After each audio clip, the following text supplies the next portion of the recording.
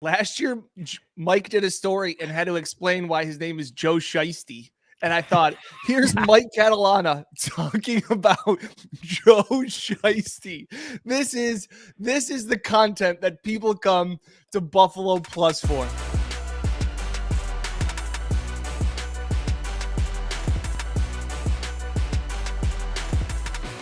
This is the Buffalo Plus podcast, brought to you by Connors. All right, welcome back to the Buffalo Plus YouTube channel, presented by Connors and Ferris. Mike Catalana, Dan Fates. I am Jenna Cottrell. Please be sure to like, comment, and subscribe to the channel. We always appreciate it. We're going to talk Bills, Bengals, this matchup, big time matchup, Sunday Night Football. These two teams meeting again. A lot to discuss about this Bengals team, where they're at, where the Bills are at, and how we think Sunday night will go. So, Mike, I want to start with you because we know so much about this Bills team.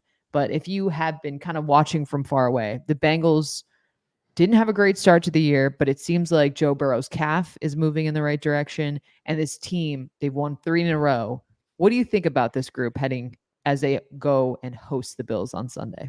You know what, Jenna? Sometimes when you see a team that gets hot a little bit, you can dismiss it in the NFL because that can happen. But when you see a team that's had the success the Bengals have had get hot, you feel like they've found that gear where they belong. I talked to Dan Horde, the play-by-play guy at the Bengals, and he told me it's as simple as Joe Burrow, you just said it, being able to move. He said he was a statue for 3 weeks, and they just couldn't get anything done offensively. And then he started to come back. And, you know, Jamar Chase is playing great, and the offense is moving. The defense is turning people over. Look, it's November. This is when you want to start playing your best. And with Burrow playing that way, Dan, what do I say? It's not just who you play, it's when you play them. The Bills are catching the Bengals when they're playing their best. Yeah, we asked some of the defensive backs because, you know, we talked about the DeMar thing, which we can get into, but the fact of this is going to be the most potent offense the Bills have faced with the wide receiving core and Joe Burrow and all of those things. And we asked Dane Jackson, like, what looks different? Like, what looks different from the first 5 weeks compared to the last 2 to 3 weeks? And he said chemistry. And I give us credit, you know, in the media scrum, we asked him, like, well, how can you see chemistry on film? Like that's what do you mean? And he goes, it's timing. It's the fact that, like, things are clicking again. Like, they're doing things again that they did before when everything was going well. So that's that dangerous level of Burrow's healthy, confidence, chemistry, all of those things. And Mike, like, to your point, like, this isn't a up and coming team that is playing good football. Like, this is a Super Bowl caliber team that is playing like how they're supposed to play. Those first few weeks, Burrow injured, defense looked horrendous, couldn't do anything offensively. This is who the Bengals are. This is what drives Brandon Beane nuts, is that this, the way that this team is constructed, makes them constantly dangerous to get hot and play at this caliber. I think with this team too, with the Bengals, when they were playing so poorly early on, you always had the inclination that, like, they will figure it out. They will figure it out. They'll get it together. And I think you see with Joe Burrow becoming healthier and the team kind of settling into stuff and that added chemistry and what that does for a team's confidence as well, being able to string together these wins. I think too, like, there was a lot that was going on in that playoff game that the Bills had against the Bengals. Obviously, a lot on the Bills' mind. But at the same moment, when those two teams met on the field that day, the Bengals and where they were at and just the level of play from the beginning of the game, like, that is what scares me, because we've seen this Bills team kind of struggle to get going, especially offensively. And it's hard to beat a team when you struggle to score and they're coming out the gate red hot. Yeah, you know, I don't mean to cut you off, Mike, but again, we'll talk about the Damar Hamlin and the emotion, because we asked Jordan Phillips about that. The fast start and how you'll handle the emotions of this game. And Jordan being respectful, Phillips being a respectful guy, being like, Damar's got to handle his things. We will handle it as well. We may not know until we get there. You kind of have a plan, all of those things. Yeah. He goes, I'm more focused on a team that has kicked our ass the last 2 times. Like, there's all this other stuff that's going on. Brandon Beane said too, you're human. You know what happened on that field the last time you were there, but there's a football game and we're trying to win it. And we're trying to keep the main thing is kind of what he said. And then you have Jordan Phillips being like, yeah, they kicked their ass the last 2 times. Like, let's not forget about that. And before the DeMar incident, Mike, that place was electric. That was a Monday night game in Cincinnati. And there was so much chirping before the players even were fully introduced. Like the Bills players were like waiting at midfield as the Bengals were getting introduced. I was like, there's going to be a fight before this game starts. And you're right. Jordan Phillips is right. They kicked their ass. They kicked their ass twice. They've kicked their ass for 8 straight quarters. And that's what I think getting off to a fast start, to Jenna's point, is important psychologically, because if they throw the first punch again, it's like, oh, here we go again, in my opinion. Yeah. I like the arrogance and cockiness that the Bengals have. Same. I think the Bills could use a little bit of that. I think Josh obviously has confidence in himself. Burrow says more of it, right? Because obviously Burrow thinks highly of himself. He should. He's a great player. I think Zach Taylor speaks with a confidence. I mean, he came out this week and he was like, we knew that San Francisco had won their last 11 at home. We knew Buffalo had only ever lost 1 home playoff game in their history. That motivates our guys. There's part of me that just, you got to be who you are. But I think that's why the Bengals have done well against the Chiefs too, because we've done well, as well as you're going to do against them, and fighting them. Every game comes down to a field goal with those two. They got that little cockiness and it works for them. I think they follow the lead. I'm not saying the Bills aren't confident. Diggs has confidence. These guys know they can play. But I like that in the Bengals, and I think that's why people trust them in big spots. But do you think you have to be outwardly cocky? Like the Bills aren't outwardly cocky, but I still believe that they believe they can beat anyone that they line up against. They believe they can. You're right. The Bengals have done it. Yes, I agree. So do you think that also, though, contributes to their confidence and their outward? 100%. Yeah. Yes. That's what I'm saying more. They've been there before. They have beaten the Chiefs in the playoffs to go to a Super Bowl. They have been within a drive of winning it all. Like, they have that swagger and confidence because they've done it.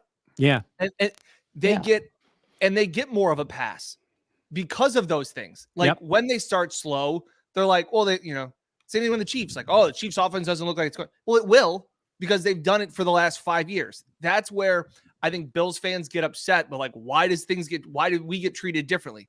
Because those teams have done it.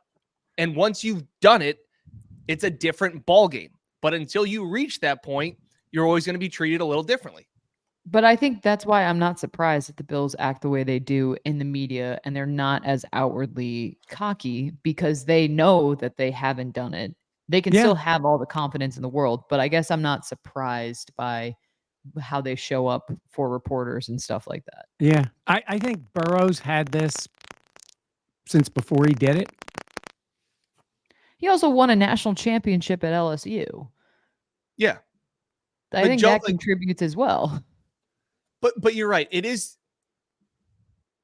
funny because it's not this. They're so similar. I feel like in one way, Jenna, with Burrow and Allen. But in different ways. Okay, Joe has this quiet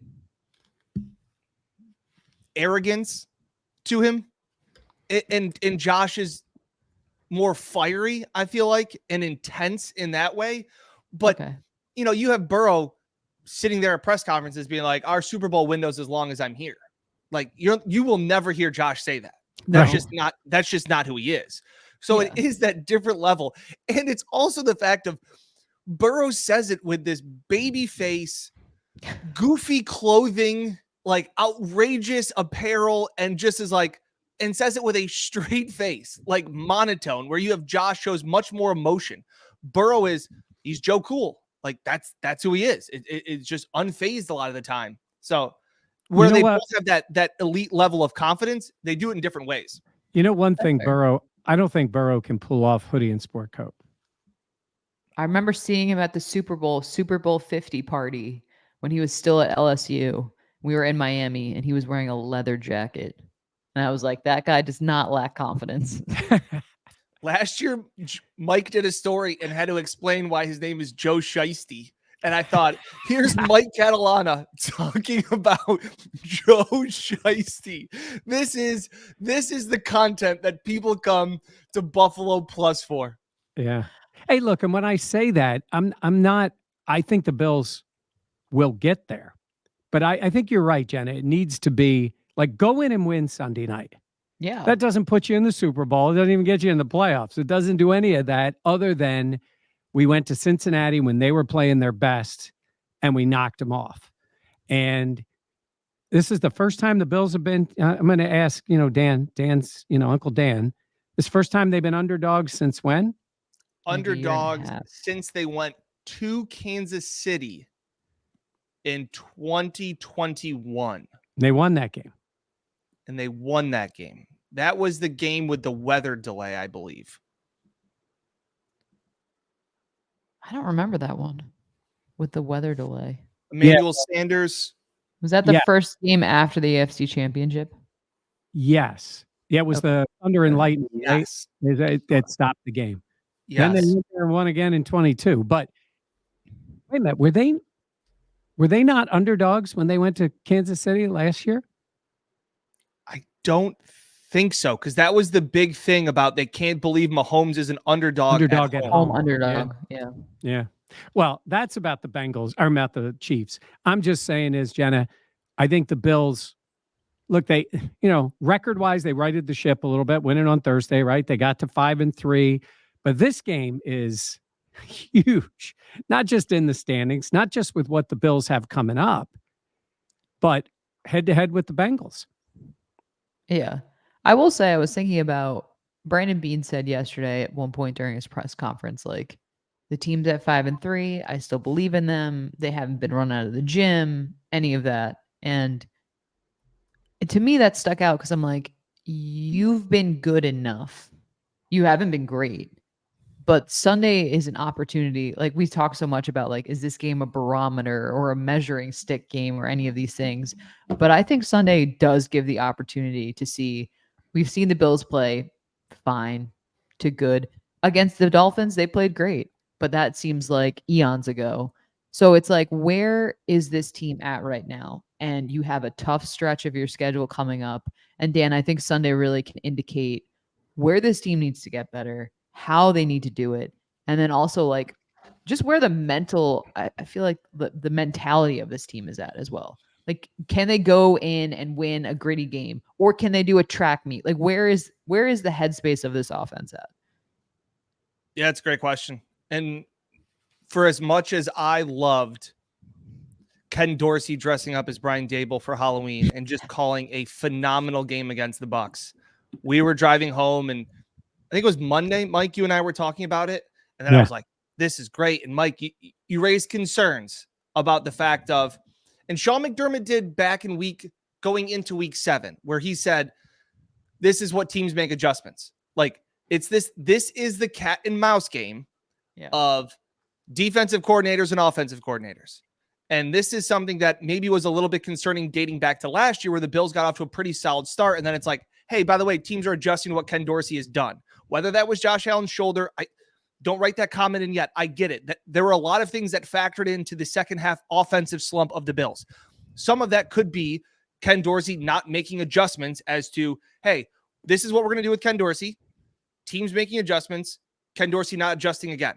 Now, we saw an adjustment. And for everybody that said the Bills offense was fine, what are you talking about? Look at the all-22. What are you talking about? The Bills numbers, said, Dan.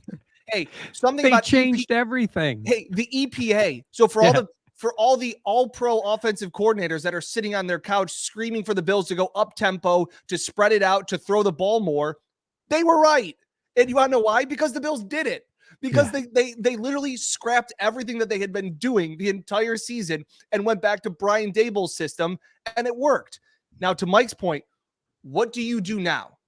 Now the Bengals saw you go up tempo. They saw you spread it out. They have seen you use Dalton Kincaid, and they've now seen where you use Dalton Kincaid.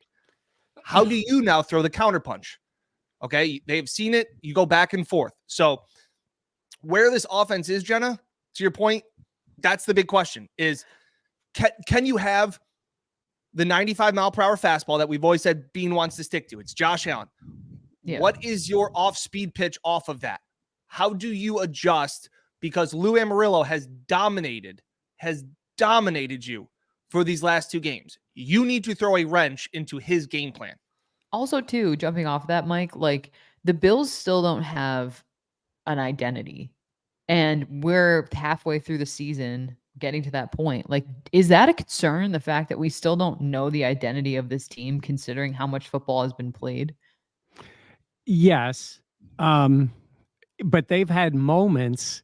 Look, they have shown they can play well, even in the 12 personnel, right? You mentioned that Dolphins game. I mean, the offense was great. And they were really good in the Raiders game. And then they go to this with the up tempo. I think in the long run, it's going to be good where you have a personality, which is we play smart, we play fast, we do this. But to my point about adjusting is that was a pretty substantial change that they made. And you put a lot of stuff on tape. So then the question is for them offensively, do you come into the game and wait to see how the Bengals are playing? Or do you do what Josh hinted at beforehand, which was he said it to us a week leading to the game. Why don't we go out there and dictate? I'm paraphrasing here. So when you come into this game, you may already have some adjustments. There's things the Bengals are going to try to do. I want to see the Bills still be the aggressor. Yep. And that doesn't mean totally go back to what you just did or skip everything that just worked. But I want to be like, okay, Lou, see if you can match up with this. And we're going to, maybe there's plays in there where Josh looks like he's going to make the quick, get rid of the ball throw, and boom, he takes his shot down the field. There's counters off of what they've done. I don't want to see them wait for the Bengals defense. I want to see them be that team. So you're right. There's no steady identity to what they've had. But on the plus side, they have shown moments of greatness with this offense. They just need to highlight the things they do well and be ready to adjust to those things depending on what the defense ends up doing. I really want to see the secondary receivers step up again. I think that was such a key for this team against the Bucs, and it's something we've seen very inconsistently throughout the season, and usually is the teller of whether this team wins or loses is how involved the other guys get. So that to me is something that definitely sticks out. What's been really interesting about the Bengals is it has been the Jamar Chase show. T. Higgins has not been healthy. You look at the numbers. I mean, it is. Yeah, he's averaging 90 yards, roughly 90 a game, and I think the closest guy to him, I got to look is, I mean, it's 3 times the number per game. Yeah, I just wanted to clarify too. People have probably already commented in. First time the Bills have been underdogs in 27 straight games. The last time was the 2021 playoff game in Kansas City. So that was the last time they were underdogs. Wow. Yeah. Do you think that adds a little extra motivation? Oh yeah. Yeah. You look for any single thing to motivate you on this. Honestly, what would motivate me the most is that they kicked my ass the last 2 times. I just remember Joe Mixon last year and him being like, we're the top dogs in the AFC and somebody's got to come and take it from us. And I was like, that's going to fire up the Bills. And it didn't do jack. So they were just so much better, more physical, especially with an offensive line that wasn't good. Yeah. The Bengals offensive line last year was very poor. And they were just able to scheme up and play to their strengths. And to Mike's point, I couldn't agree more. And you talk about Josh Allen saying like, maybe we got to find what we do and we dictate defenses, that you got to play our style of game. And I think that's what it is. Make defenses play base and beat you by going up tempo. Don't be worried about, well, this team does pretty well when they play base. Screw it. You're the one that makes them play. Yeah, you may be good in your base defense if we go no huddle and you can't sub and you can't do exotic blitzes. You still can't handle us. And that's what I just want to see. It's what we've talked about for years where I said, be the team that throws the first punch. Like if you're a boxer, I've always said it, if you're a boxer that throws big right hands and that's what your big uppercut shots, but you're like, well, the guy defends uppercuts well. Well, he hasn't defended my uppercut. Like try and stop mine. Excuse me. Let's get the information from the boxer in the group. Oh, me? Right? Yeah. I mean, not well, but I was so confused. I was gotta like, have is an there another outlet for person some of on my this anger pod? from you guys. Hey, by the way, I'm just making sure here. When you guys are referencing the last 2 times the Bengals have kicked their ass, are we talking Yeah, the about one that didn't end. Yeah, that was a quarter. They came down the field. I mean, think they certainly set yeah. the tone in that. They did, but it's like first drive stuff. I wouldn't give them too much credit for that. You don't need more credit from that because when they needed it the most, they dominated them in the playoff game in Buffalo. I remember thinking, what is the point of trying to get home field when you play like that? Well, that's true. Maybe they won't have to worry about home field this year. I will say I'm curious to see what a Sean McDermott defense will do and how they will try to attack this offense. That to me is going to be interesting. Right. And, Mixon's having a good year. He is. Yeah. Boyd is steady as can be. Their offensive line is much better. They're playing with that confidence, but it really is. It's right now it's sort of the Bills in terms of Diggs and Jamar Chase just stand out as the by far number one guys. And that's why I said it's a little different at the moment for the Bengals because of the way, but you're right. What's he going to do? Are we going to see more of the 3 safeties on the field? I mean, they showed that. I see no reason to not be doing more of that this week. And let's see. I don't know about Rasul Douglas if he's going to get any time. I mean, he's got to learn the defense, at least whatever it is. But honestly, I think he dresses for the game. Yeah, I would. Why not? Yeah. He knows how to play zone. It's a little bit different, but in that case, but yeah. And look, come on, Vaughn. Like I was going to ask, what do you expect from Vaughn? I feel like he was more impactful this last game, which is encouraging, but also you could say he was very not impactful the weeks before. But maybe I thought we were Dan going to say unimpactful, but I don't think that's a word. I was trying to finagle my way around that.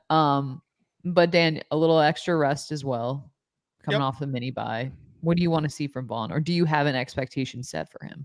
I still don't have too much of an expectation. I think this game comes down to when I said last week that I still think the Bills can be a top 10 defense. I think some people were like, there's no way and all these things. And like we saw Sean McDermott throw in the wrinkle of bringing Jordan Poyer to be a linebacker. And we all thought that would be maybe Taylor Rapp being that guy this year, but like hats off and credit to Sean McDermott for making that adjustment. And I think that was Jordan Poyer's best game he's played this season. Yeah. And that's where I still give Sean McDermott so much credit. And that's why I still have so much faith in this defense with all the injuries.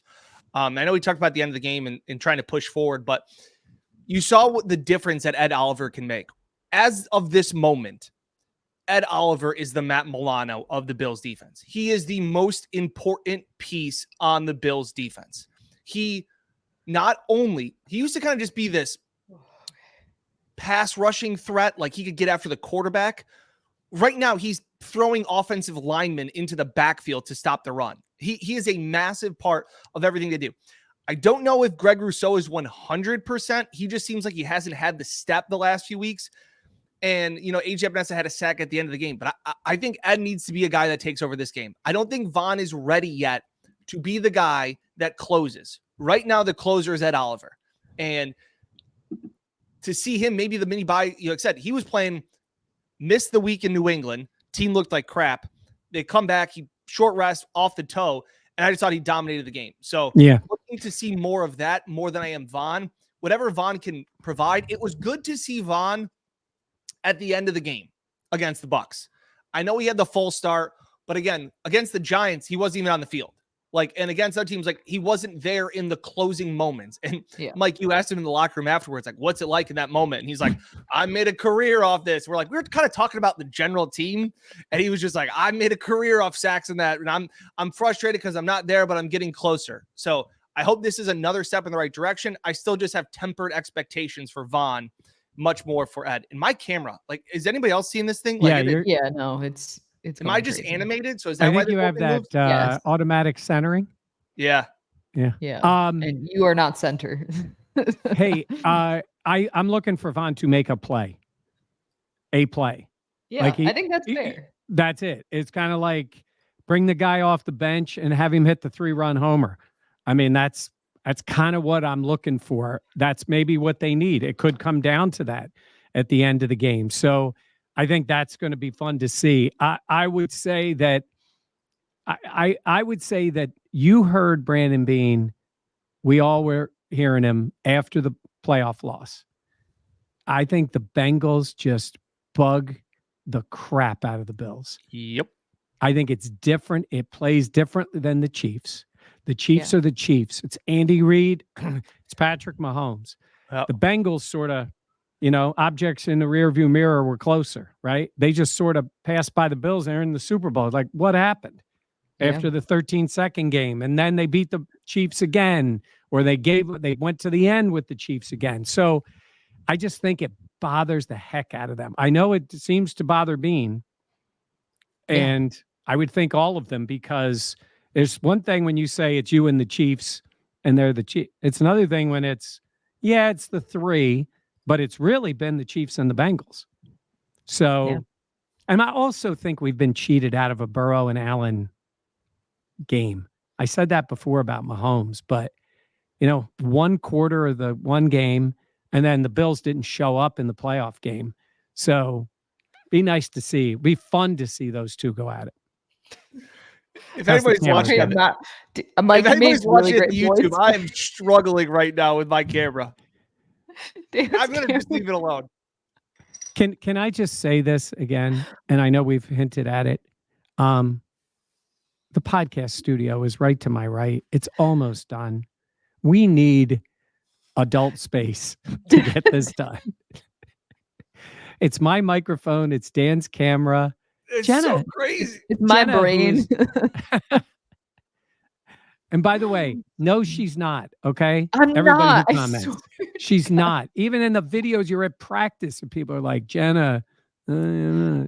She was Yesterday just was a particularly bad day though for my brain. Yeah, it wasn't your best, Jenna. Wasn't your best, Jay. Was not my best for sure.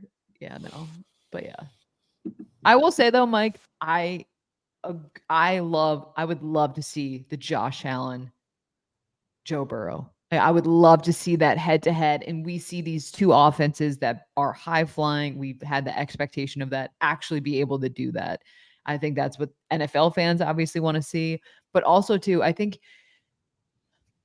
my thought process going into this game, if I'm the Bills, is obviously you want to see where you stack up. I personally think that the Bengals will win this game, but I think how this game goes really sets the tone for the way you look at the rest of the season.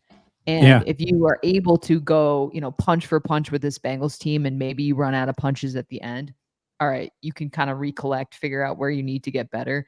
But if it is a situation, Dan, where the Bills just don't have that, they're good, but not good enough, I think that's when you really, if I were a fan, it's like you would hit the panic button, because you see how the team has been struggling with average teams, let alone if you want to talk about the postseason. It's like, the Bengals have the ability to get there, and we've seen them play well in that space. So it's like, all right, there's a lot on the line for the Sunday night game. And to me, it's a test of the offense. It's a test of the offense. Yeah. Can you go up against another great offense? And that's the point of Jenny talking about, like, if you lose this game, like, there are no moral victories. There's no, you're coming up close. But like, I'm with you, Jenna. If they lose this game 35-32, I'm going, all right, get Rasul Douglas, get Linval Joseph, get these guys up to speed, get some of these defensive figured out, and get a healthy Von Miller at the end of the season. And I'd like a puncher's chance at it. Yeah. If they go and they lose 17-13, I'll be more concerned, because this is I want this offense to have some success against this Bengals defense. That's what I'm looking for, especially in a hostile environment, to go on the road and to put up another good performance, to stack off what you did at home against the Bucs. Yep. Well, this defense is playing well for Cincinnati. Yep. Hendrickson's got 8 sacks. Logan Wilson has 10 interceptions in his career. They are forcing turnovers at a high rate. Mikey stats right now. But I mean, I'm looking here. What size is that font? In their it's a billboard. In their 4 wins, they have had 11 turnovers for the defense. Wow. It's right here, Jenna. I can read it. I can't. It's 11 turnovers. That has made a huge difference. They're turning the ball over. It's a confident team. You know how you stop that confidence? You go punch them in the mouth. So we've seen the Bills give away a game to the Patriots. We've seen them lose a game they were in total control of against Zach Wilson and the Jets. You want to get things right? Go there and steal one in Cincinnati. That's what they need to do. And you know what helps a banged up defense that's missing 3 all-pros? Score points. Score points early and make the Bengals one-dimensional. Bean talked about that again. Like, let these pass rushers let them pin their ears back knowing Joe Burrow has to throw the ball. Like, getting up and scoring the first touchdown is huge. And I know they won't do it, but if they win the coin toss, I would love to see them take the ball, because that is what the Bengals did in that Monday night game in Cincinnati. They won the toss and took the ball and marched right down the field, I think. Yeah. I keep calling for that win the toss and take the ball. They're not doing it. Where do you think the confidence level of this Bills team is right now, Mike?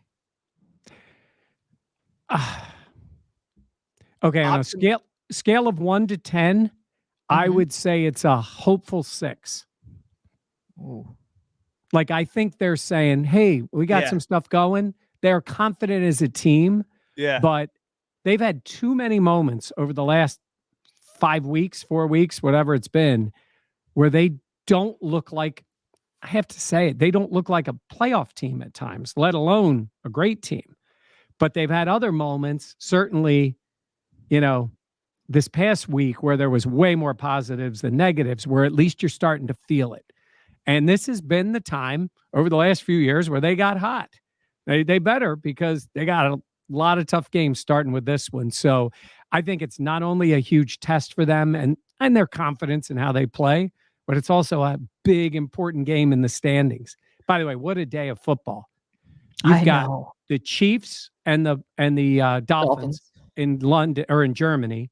Then I think it's the Ravens. It's a great game. Who the Ravens got?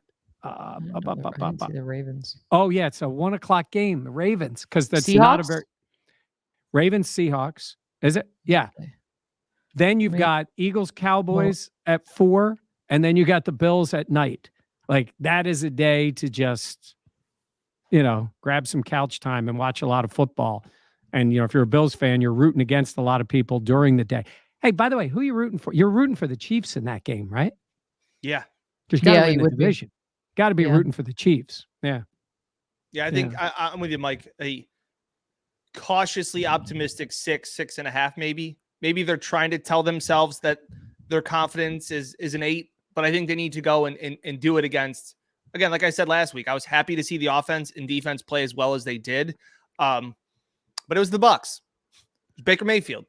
It was the Bucs. Like, go and do that against, an AFC, contender, and send a message. Yep. I think this would be, not set the tone. This is set the tone time. It's not a benchmark necessarily total game, but this is a prove it that you figured something out game. Yeah. It's a barometer. Jenna, it's what I say. These games matter that way, but they matter tremendously in the standings. Yeah. They just do. It's head to head with the Bengals. The Bills are ahead of the Bengals, right? What are the Bengals now? Yeah. 4-3. 4-3. So you're ahead of them. You win this game and maybe the Dolphins get knocked off. All of a sudden you are in first place and you have a game and a half edge on the Bengals. I mean, that is with all the tough games. Everybody's got tough. There's a bunch of tough games left in the season for all the big teams. So Big game. All right. Anything else you gentlemen want to add? Mike, I think it's just the emotion of going back to Cincy. Yeah. I think that I think we can't not address that. I feel a little weird, and I'm not playing in the game. Yeah. Like it is going to be weird to go back to that field and to go back to that. And then again, players were asked about it. DeMar wasn't at practice yesterday with flu-like symptoms as we record this on Thursday morning, but just the fact of they've addressed it. Like, it's not like Dane Jackson kind of was like, we have talked about the elephant in the room. Like we have talked about, like, we're not acting like this. Like DeMar didn't go into cardiac arrest on this field when we played here last time. But DeMar said, like, hey, like, he's not going to play just to play him. Like, if he does dress, which he's been inactive, it'll be a football decision, which is something that Sean McDermott was very clear about. It's why DeMar's been inactive for most of this season, is because it's a football decision. And they have 3 safeties, all of those things. But just a matter of, you can prepare, and Brandon Beane, like we said earlier, like, you can prepare for all of these things. It's just going to be weird. It just is going to be, and how you handle that. And like I said, it was so weird, Mike. Remember when they started to, like, warm up for a second? And you were like, wait, what? Yeah. And I think everybody it'd be naive to think that, like, that doesn't play some factor. I know it's different. I know the Bengals have played on the field. I know the Bills have played. I know the Bills. DeMar's fine. Like, all of those things, 100%. But I think you'd be naive to say that there's not going to be at least one moment. Maybe it's in pregame. Maybe that's when you get the jitters out of, like, whoa, we walked off the field here and we didn't know if our teammate was going to live. Yeah. And then you get into the football game. I think it will be a sense of normalcy. I just think it might take a second to get there. Yeah. And I also think it was funny. I was looking at your video from the game the other day, and DeMar was going through that, and it was incredible. But DeMar, he said, I mean, he really has no recollection of what went on. Yeah.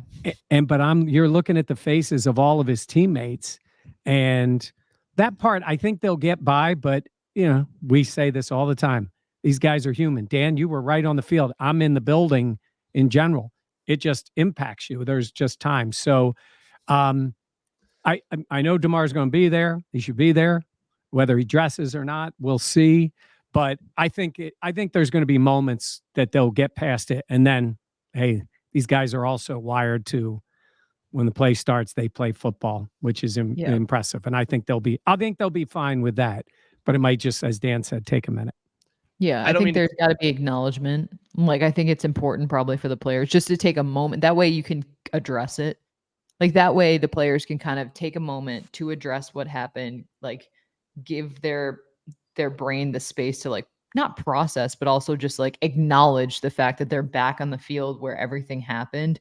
And I think if you do that, then that kind of clears your head, and you're able to look at it as, okay, this is a game. Like, I gave this moment the space it needed to, and I'm here to play football. That would be my approach. And the Bills also, like, they have a sports psychologist on staff. Like, they're very seemingly savvy with how to handle things of that nature. Yep. Yeah, and the outcome has been, it's a triumph. Right. It went from a tragedy to a triumph. I mean, again, stories could be written completely differently how this emotion would be. But the fact of the matter is, too, is that, Mike, to your point, which I think is great, Dane Jackson was the one that was like, DeMar apologized for putting his teammates through that. Remember that? Like, DeMar's like, I didn't have to go through it. Like, I didn't have to go through seeing a teammate, like, almost die on the field. He was the one. And so Dane was saying this week, he's like, he's like, he understands, like, we're the ones that went through it. Like, we have to get over that, because for DeMar, it's a different situation. And Jen, I know we talked about it. I don't know if we talked about it on the post-practice one, but I just said, I remember at training camp, it was the first day that DeMar had put on pads. Yeah. And he was so great talking about it, getting back to normal life. And somebody asked him, like, does it feel normal again? Like, to be in pads? And I think it was Elena Getzenberg from ESPN. And DeMar's answer, and I still have it saved on my computer, but the fact of the matter is he said, there's no such thing as normal anymore. Yeah. Like, this football game is not going to be 100% normal because of what happened last year. Now, it may be normal by a certain point, but it ain't going to start out normal. That arriving back to Cincinnati, Stephon Diggs got in an Uber and went to a hospital. Like going back to the city of Cincinnati is not going to be normal like they go to New England or Miami all the time. Like they know this. It's going to be different. So it'll just be I'm looking forward to going back to see the reception of the crowd, because the crowd was electric at the start of that game. One of the coolest atmospheres that we never really got to talk about. Amazing atmosphere. Like that place, maybe an older stadium. It's a cool stadium and they do a great job. And that team those fans are passionate. Interesting to see how that response is. I'm excited to see that. Yeah. And Brandon Beam, I think, said it really well yesterday when he said there's a lot to be thankful for. Obviously, DeMar's health, and there's a lot to be proud of. The fact that the CPR awareness and all the good that has come out of a situation. I know Mike and I, we've been CPR certified after, what we saw, all that stuff. So I think there will be an emotional component. I don't expect it to take over, but I think it's important to acknowledge what happened. And I think the Bills will do that. So, and that's obviously something that a lot of the reporters and media will also talk about in pregame and all that stuff. All right. Is Mike frozen? Mike? Okay. I wasn't sure. All right. I'm going to do my Dan Cameron impersonation. When Mike doesn't talk for like 30 seconds, we all think he's frozen. I was giving Jenna her space. She was making a good point. Okay. All right. Thank you for joining us. Please be sure to comment your thoughts on this matchup and what you expect to see, as well as be sure to like and subscribe and share with friends. Check out the Buffalo Plus store, BuffaloPlus. There he goes. .com. Dan Fates is a clown. If you order over $25, you get free shipping. So the holiday season is upon us. So if you have a friend or a family member that loves Buffalo Plus, we got merch. And be sure to find this podcast wherever you listen to your podcasts: Apple, Spotify, Stitcher, all those spots. So for Mike and Dan, I'm Jenna. Thank you so much for watching Buffalo Plus, presented by Connors and Ferris.